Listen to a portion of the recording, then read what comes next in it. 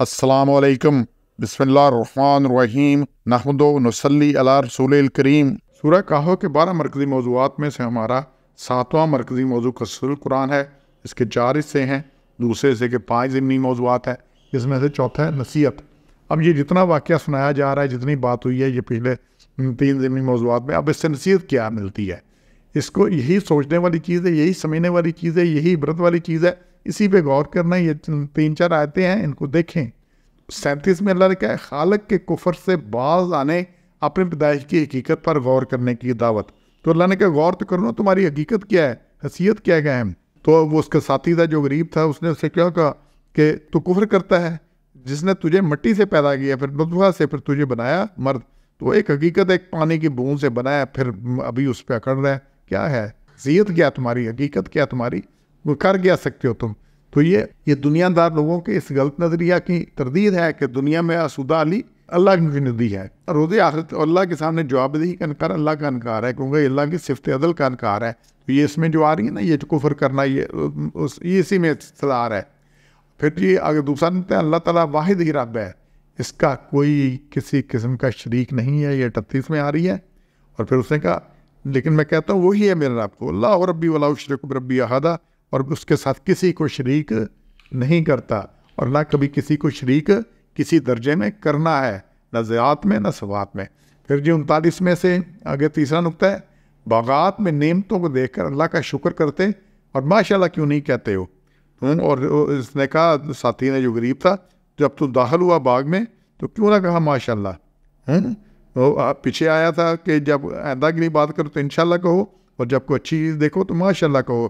ماشاءاللہ کیا ہے؟ جو اللہ چاہے وہی ہوتا ہے، یہ اللہ کی ہے۔ اور لا قوت الا باللہ، اور اللہ کے علاوہ کوئی قوت نہیں ہے، اللہ کے علاوہ کوئی قوت نہیں ہے جو کچھ کر سکے۔ مسئلہ یہ ہے کہ اللہ کے علاوہ کوئی قوت نہیں ہے، تو شیخیاں بگاڑنے اور خود کو بہتر ثابت کرنے کی بجائے اللہ کا شکر کرو کہ اللہ نے تمہیں یہ سب کچھ دیا ہے۔ یہ قدیم خبت ہے کہ انسان مال و اولاد پر اکڑتا ہے، اور لمبا ہی اکڑتا ہے، اور پھر زمین پہ پاؤں نہیں ٹکتے اس کے، اور ہر خرابی میں بہتا جاتا ہے۔ اور پھر اسی میں چوتھا ہے، اللہ کمتر کو وافر مال اور اولاد اور بغا دینے پر قادر ہے۔ اللہ کے آگے کوئی چیز رکاوٹ نہیں ہے، اللہ جس کو چاہے جو کچھ کرے۔ اور یہ یہاں بھی آ رہا ہے، باقی بھی قرآن میں بار بار بنی اسرائیل کا قصہ ہے، کہ جو اس کے بچے قتل ہوتے تھے، بیٹیوں کو چھوڑ دیا تھا، جب بیٹی کو چھوڑ دو پھر کیا خرابیاں، کیا فحاشی، کیا خرابی ہوتی ہوگی سوچے، اور بیٹوں کو پیدا ہوتے قتل کر دیا جاتا تھا۔ تو پھر اللہ نے کہا، آپ نے فیصلہ کیا کہ اب اس کو روی دینا ہے اس قوم کو۔ تو پھر کیا ہوا؟ پھر جو فرعون تھا سب کے سامنے غرق ہوا، اور پھر وہ سب کچھ ملا بنی اسرائیل کو۔ تو اللہ نے کہا یہ اللہ ہی ہے جو سب کچھ کر سکتا ہے، تو کمتر کو وافر مال اور یہ دینے پر اللہ قادر ہے۔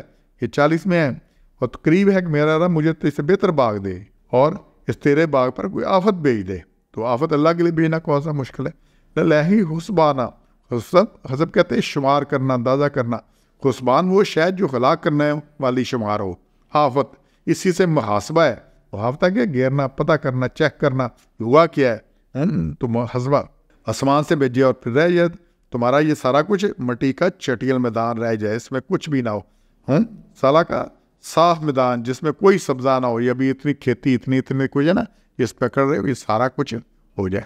تو پھر اسی میں مفرور اور شیعور کے باغات آفت زدہ کر کے اللہ چٹیل میدان بنانے پر قادر ہے۔ اور پھر ایک اور بڑا اہم نقطہ آگے، اور زمین سے پانی خشک کرنے پر بھی قادر ہے، کہ زمین سے پانی خشک ہو جائے۔ یہ جتنا پانی ہے نا جس پہ ہو رہا ہے، اور اس پہ ماؤ کا غورن، اور یہ تمہیں پانی کو خشک کر دے۔ غور ہوتا ہے اندر گھس جانا، اسی سے غار ہے۔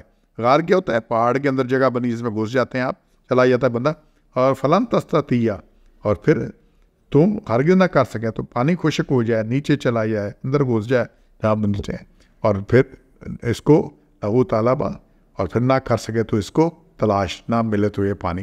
اب پانی نہیں ہوگا تو جتنی کھیتی ہے، جتنی زندگی ہے ہی پانی سے، جہاں پانی نہیں۔ اور آپ دیکھیں جتنے شہر ہیں یہ سارے یہ پانی کے اوپر ہیں۔